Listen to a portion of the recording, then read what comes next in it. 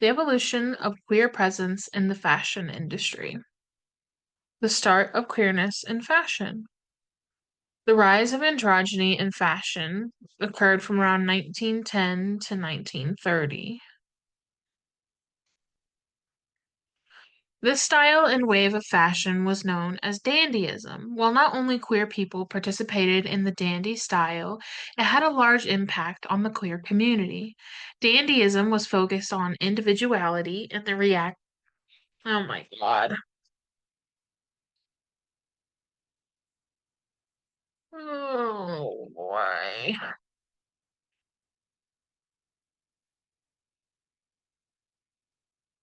You need to come down here. The evolution of queer presence in the fashion industry. Start of queerness in fashion. The rise of androgyny in fashion occurred from around 1910 to 1930. This style and wave of fashion was known as dandyism.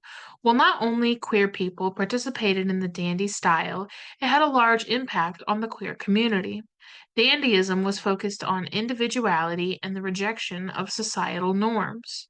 During this time in particular, women were seen challenging feminine ideals, specifically traditional gender normative ideas that began incorporating masculine clothing into their styles.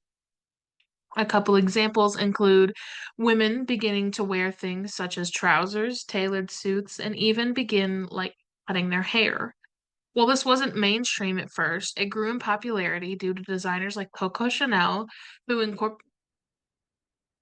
who incorporated more masculine shapes and fabrics into her new clothing. Around 1950 to 1960s, both camp and drag started gaining traction. Camp is a style characterized by exaggerated clothing, including sequined outfits and bold patterns. This was often used by gay men as a form of expression. Drag started when queer performers began building hyperfemme personas. At the time, they were often inspired by Hollywood. Today, drag has continued to remain a powerful challenge of societal norms and a representation of self-expression and identity. This art form is widespread, well known, and continues to be a form of expression for people advocating for equality and change. Queer signaling. Queer signaling has been used throughout the years as a way for individuals to identify and connect when public expression was unsafe. Signaling in the 1890s was an early representation in fashion introduced by Oscar Wilde.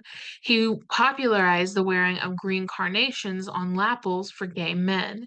It acted as a signal of their identity for other queer individuals.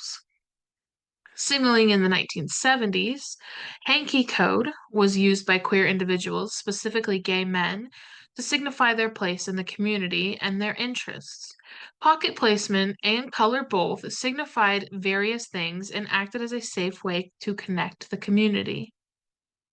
Gender in recent fashion. In more recent years, gender fluidity has been incorporated directly into some fashion brands. Some brands, such as Stuzo Clothing, are creating clothes to be specifically gender neutral. Others, such as Sophia Weltman, a costume designer at UCLA, see societal gender rules as arbitrary. She aims to emphasize fluidity to help people achieve their goals of identity. Although fashion has been evolving, the idea of genderqueer clothing has yet to reach mainstream brands. Smaller brands and voices of individuals throughout the industry act as advocates for change. The road to acceptance. As attitudes are slowly beginning to change in reference to queer individuals, their culture's influence on fashion has begun to come to light. Fashion that may have been previously considered obscure or strange is slowly being allowed into mainstream spaces.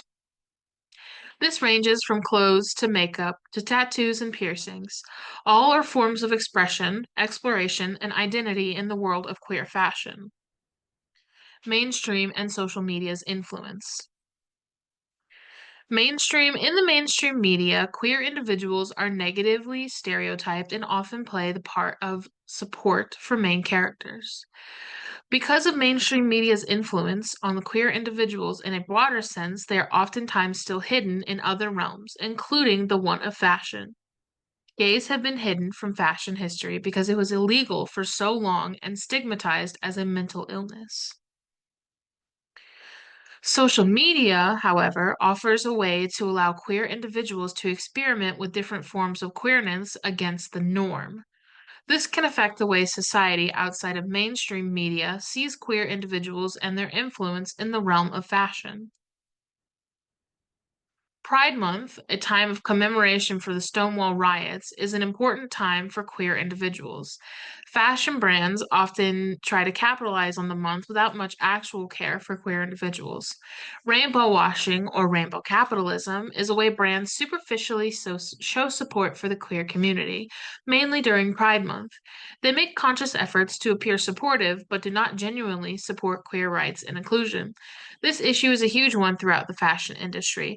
Many brands will put out clothing options during June with rainbows or queer motifs that show their allyship. However, some brands are just doing it performatively.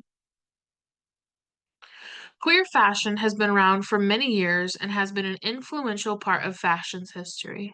Although queer individuals haven't always had the space to be open, fashion has been a place of comfort and expression for the community. As time progresses, there are many changes that reflect queer influence.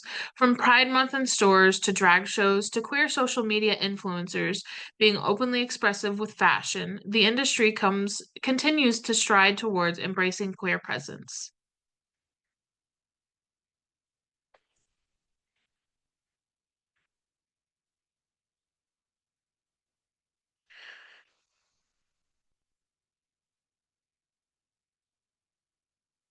How do I stop sharing this? And then how do I